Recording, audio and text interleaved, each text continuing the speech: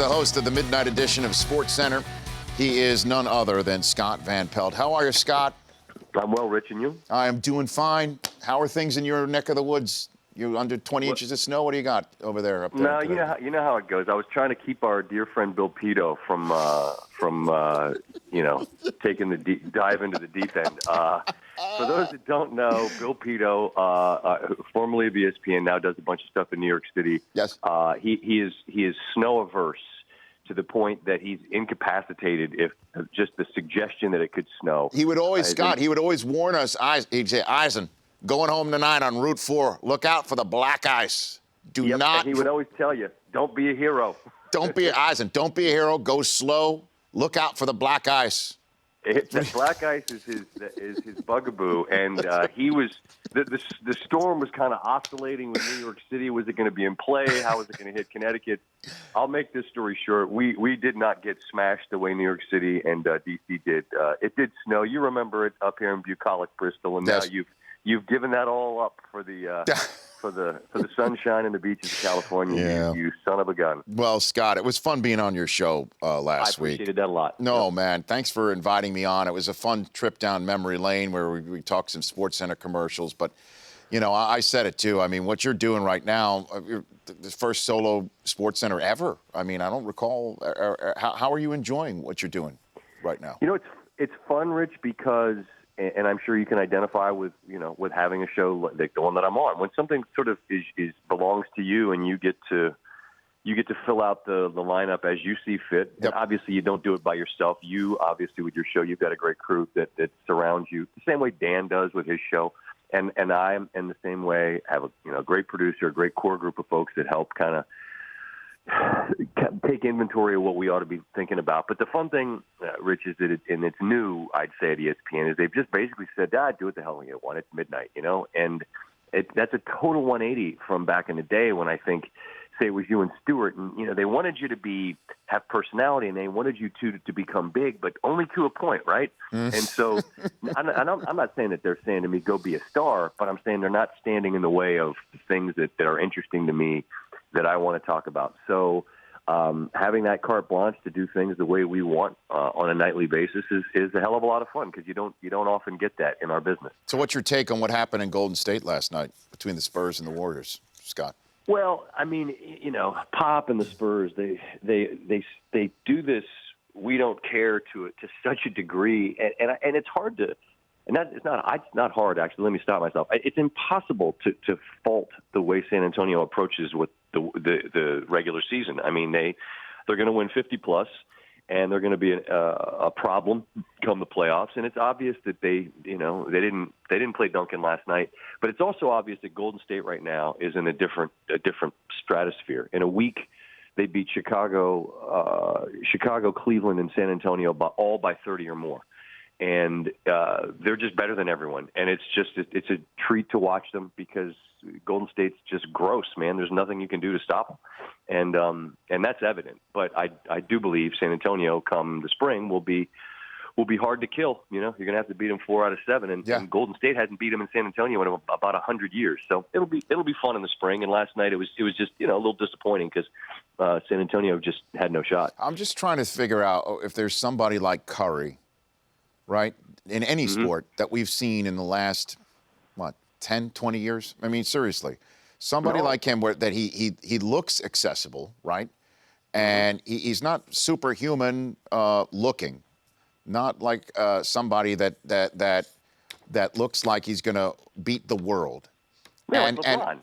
LeBron, you got LeBron. But I'm also talking about in the NFL, like Gronk, right? Somebody that looks that way. I mean, Beckham, you could sort of equate in terms of the showman quality, but Beckham's not the MVP of the NFL. And Curry's the MVP of the NBA, and he's better this year. He's better. He's more unstoppable this year. No, you're right. You're right. And the thing that's so interesting about it is that he has so far exceeded what we were even willing to consider was his ceiling that's what's the fun part. Because, it's easy to say, with LeBron, I mean, when he came out, the chosen one and all that, and he's I think lived up to and exceeded what you could have imagined. But to your point, Rich, you look at him and you go, well, look at the guy. He's a specimen. Curry, I don't think he could grow a mustache until about 3 years ago. He's still skinny. He's very, his frame is slight and this and that, and he's an absolute killer. And the way that his ability to handle the ball in traffic, combined with range that's legitimately 30 feet, I think Kerr had an interesting way of putting it last night, that he's changed the chessboard, because now you have to account for him 30 feet away from the basket. So to me, he is somebody you must watch every time he plays, because he's going to do things and do them so effortlessly that is just mind-boggling, and that's why we watch sports, I think. Yeah, I had Rick Barry on in the first hour, Scott. Now, I don't usually stop an interview to play a soundbite of something that's happened on the show, but it's too good. Rick Barry's so old school, and he's so Rick Barry, as you know. Mm-hmm. I asked him about this whole, because, Shaq and Barkley have all said that the Bulls team that these Warriors are trying to take down for the all-time record for wins would crush the current iteration of the Warriors if they went up against the Jordan-era Bulls. And I asked him about that, and he poo-pooed it. And I said, well, Jordan would take Curry out, correct, since he's the defender, and this is what Rick Barry had to say. Never would happen. Let me tell you this. I hear this word, he's a defensive stopper. Trust me. There is no such thing as a defensive stopper in the game of basketball. The greatest defensive player cannot stop the greatest offensive player. Just ask Bill Russell if he stopped Will Chamberlain all the time. No, it doesn't happen. You pray that the guy's having a bad game, and you try to do as much as you can to make him work harder to get the points he's going to get. But if he's on his game, you cannot stop him. So that's absurd. I mean, there's no way that Michael Jordan's going to shut down Steph Curry. That's not going to happen. Just like nobody could shut Michael down. What do you think of that, Scotty? What do you think of that? Well, I mean, you're talking to a great shooter there. Obviously, a guy who made his living being a great shooter. I think to the point that he makes, what's the old cliche about the NBA? It's a make-miss league. Well, last night Curry was 12 of 20 and 6 of 9 from three, and again, he's pulling Rich from 30 feet. And I mean this when I say this. It's gonna happen this year. He's gonna take one dribble over half court and pull, and it's gonna be he may miss, but you're gonna think, I can live with that. I can live with that, because his ability to change what you're even willing to consider is what changes the whole paradigm here. That's why and Jordan would exhaust himself just chasing him around. I mean, and this is the fascinating forever conversation, right? You take the Bears defense from the mid '80s and they play today. Well, what would happen? Well, I mean, they'd have to figure out the rules first of all. That'd be a chore, but we'll never know. I just always say enjoy the now. Enjoy what we've got, and what we've got in Curry and Golden State is astonishing. Host of the midnight edition of SportsCenter, Scott Van Pelt, here on the Rich Eisen Show. If I put you in a box, Scott, you could only have one storyline to talk about from Super Bowl 50, just one. Okay. Do you choose the Manning sunset send-off conversation, or the Cam New Millennium torch passing situation? Which one? You can only talk one storyline, Scott. Yeah, I hate this because I hate it because it's a great question, and I am Waffle House, bro. I'm going to try to figure out a way to tell you both. Yeah. But I'll say this: as nostalgic as I am, and as much as I love the Belichick Manning moment, I talked about it last night on the show. I loved that it meant enough for Belichick to go find Manning, and share a moment. I think I'd focus on Cam just because he's better than I dreamt he could be. He's doing many of the things he did at Auburn when he was unstoppable, but he's doing it in the NFL. And there's there's the element of how he is so unabashedly going to enjoy this. He's going to take pictures with his teammates with 8 minutes left in the game. He's going to dab on them, and if you want to write letters, lady, write your letters. I think all of the obvious and not so obvious things about Cam's story are they're untapped. And Manning is a story, that while it's awesome, I've read most of it. So I guess I'd focus on Cam. All right, Scott. Before I let you go, I need your help here. Okay.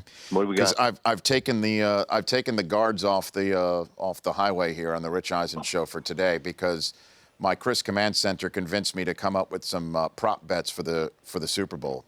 Okay, I'm not afraid, as you know. I know that. I know that. But these are not real prop bets. They're just they're just in my world. but in our world, quite frankly.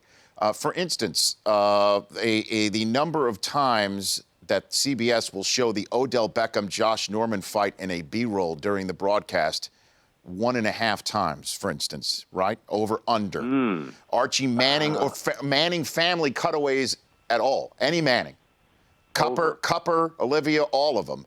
4.5 times over, under. By the way, inside the Beltway, calling him Cupper. Just salute to you, sir. Well, as you know. My wife and I, our youngest son is named Cooper. We call him Cupper. At home, because we go Manning. We call him Cupper. Of course you would. Cupper. It's Cooper to America's Cooper, not in the Manning household. No. It's Cupper. Over on the Manning cutaways for sure. Okay. But the Norman B-roll, I don't know why it's coming up. Because here's why it's coming up. It's coming up because Norman it needs to be introduced to some people who don't know who he is. I mean, there's a large number of people watching the Super Bowl who've never heard of Josh Norman before, but they do remember that something happened with Odell Beckham and Josh Norman. And if something happens in the game with Josh Norman, that thing's coming right out of the vault. Boom. You could show the B-roll of Cam Newton kicking his butt. You could do that too. During camp. Now, but here's the help I need from you here. Okay. Because right now we're off the board on the number of total dabs in the game. Total dabs, okay? And it's not just Cam. It's anybody in the game, including ironic, sarcastic Bronco dabs. Ooh. All dabs. What do you set the line at for total dabs? Well, the way Carolina's scoring, you'd have to feel like you could have maybe let's say 2.5 for Newton, 2.5 to 3. Von Miller, if he gets a sack on a dab, he's going to do that little sexual chocolate move. What is that, right? You can't dab with your junk, can you, Scott? Well, Rich. Satellite, right? I think you dab with your. I'm going to leave that one alone. Yes, you should. I'm going to say the over/under is 3.5. 3.5. That's a low line. We were thinking more. You're going to get heavy over action there. Yeah. Okay. I see. What would you set the number of Super Bowl footballs received by youngsters in the crowd? Where would you set that line? Super Bowl 50. I don't think they're going to score 49 points like they did. But you know what? I didn't think they were going to do what they did to Seattle either. I'd say 4 would be a lot. I think it's always going to be lower scoring than you think. So I'm going to say that's 3. 3. So 2.5 because Chris Law brought up the fact that these are keepsakes for the players who actually score in the Super Bowl, and what do you think of that?